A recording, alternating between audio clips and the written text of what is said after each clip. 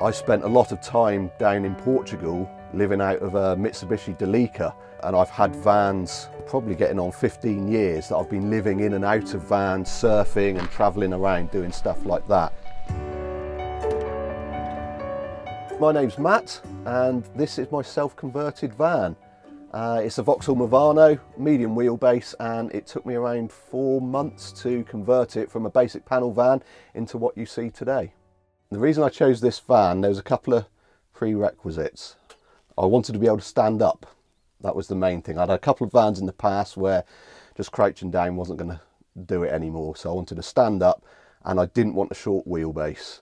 I needed to fit the van to the area where I spend most of my time, and that is on Dartmoor, and the lanes are small.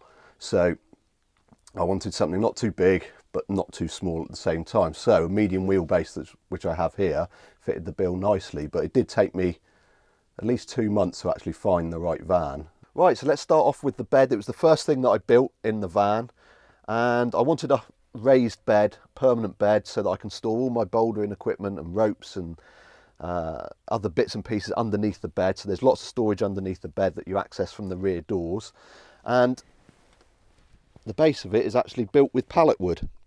So there is 3 horizontal members going from side to side, which sit onto strengthening members that were already in the construction of the van, and then just lined it with pallet wood.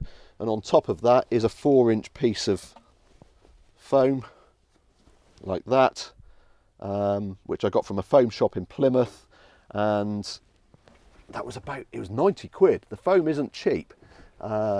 Just for this, what was it, 1.75 metres by 1.4 metres was 90 quid. But it's really comfy, so I can't really complain about that. When I was looking for a van, I was looking at ones that were already done, but I couldn't find one quite how I wanted it. So it was a case of, do you know what, I'm going to buy a bare van and I'm going to kit it out exactly how I want it for my needs. So obviously I do a lot of climbing and bouldering. I have to carry a lot of equipment, and it stays in the van all the time, so it lives underneath the bed here. So a lot of the ones that I looked at had already made, this just wasn't the amount of storage for ropes and bouldering pads and equipment like that. But yeah, it was daunting undertaking a self build, that's for sure. I played around with a couple of ideas of where to put the wood burner. I possibly was going to put it here, but was concerned that it was too close to the bed. So I put it right next to the side door.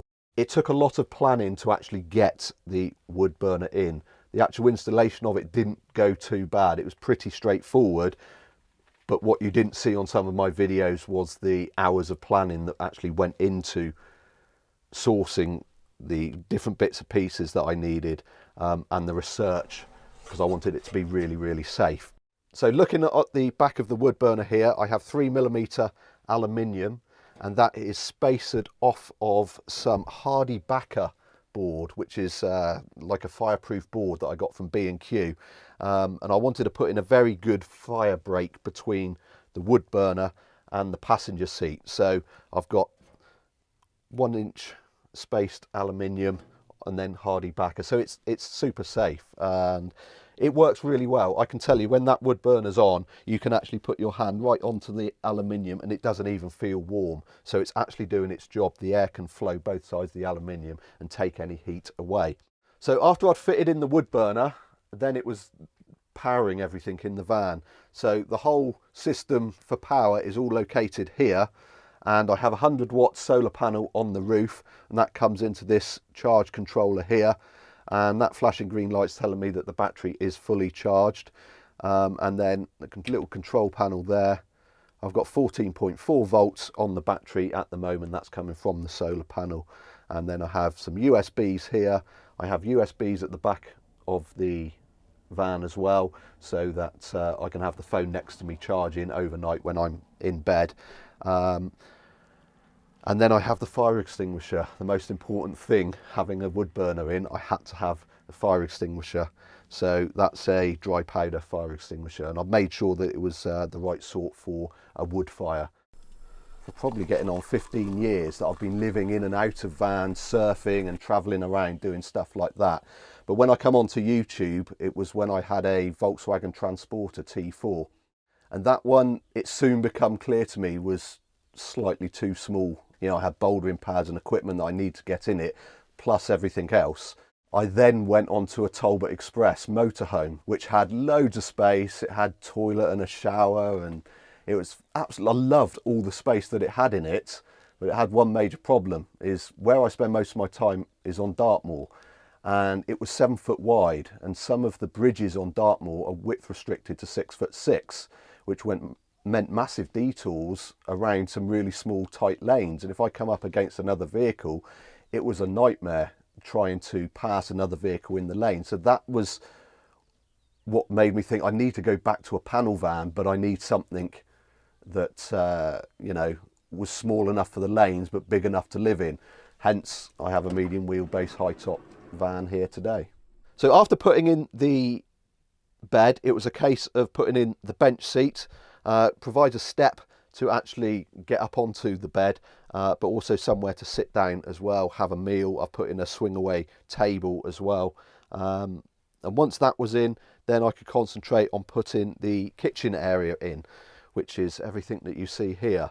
The only pieces of bought wood that you see is the wooden work surface, which was from Homebase, and then this square timber here just to build the frame. All of the rest is just pallet wood that I sourced from my friend's work. And if I open it up, I haven't even stained the other side, so you can actually see how easy it was just to make a door. And then hinges, all the hinges that you see there was 10 quid from a DIY shop. So that was pretty simple to put together. Now, I don't know if anybody had actually watched my video on how I fitted in the sink and the 2-burner hob, but I actually made a complete hash up and a mistake on following the template of dropping this in. So I've had to do a couple of modifications to get this to fit in because I cut the wrong size hole. But it's all in place and it's all working there. So we've got sink and a 2-burner gas hob. The lighting is just 2 simple little lights. They're actually LEDs, and it was from a boating shop. These are actually solid brass, and there's a little LED light in there, and that all runs from here, and I've got one in the back of the van as well, and that all runs into a distribution board fuse box that is kept in this cupboard here. At the bottom of this cupboard there's the leisure battery, and all the electrical equipment runs in there. So yeah, just simple little LED lighting. And if I don't want the full lights, I do have some warm white fairy lights which I've got on a remote control as well, so they just give a nice little ambient light instead of a bright LED. Moving on to the outside of the van here, and in the back you can see here's my 2 water tanks. So that's a total of 40 litres there, and then my wastewater tank is just tucked in there, and then the rest of my junk. So I've got my rucksack, and there's a bouldering pad there, there's climbing shoes and walking shoes, ropes, and actually, thinking about it, in here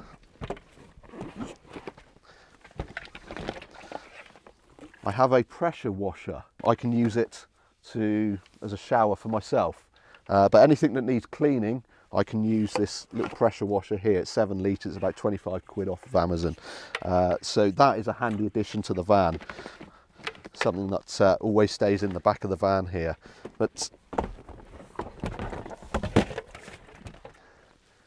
And then the latest addition to the van is this rear window. As you can see, it's still work in progress. I only fitted it about 2 or 3 days ago, and it is scary cutting metalwork in your van, but as long as you measure lots and lots of times, make sure you get it absolutely right. And it's just a normal motorhome window, and the wood that you see around it here is just the spacer from the white inside to the black outside part of the window. The 2 clamped together around this wood spacer here, and now all I've got to do is just finish it off with some tongue and groove wood, and that will finish it off nicely. So a bit of extra light into the bed area at the back of the van.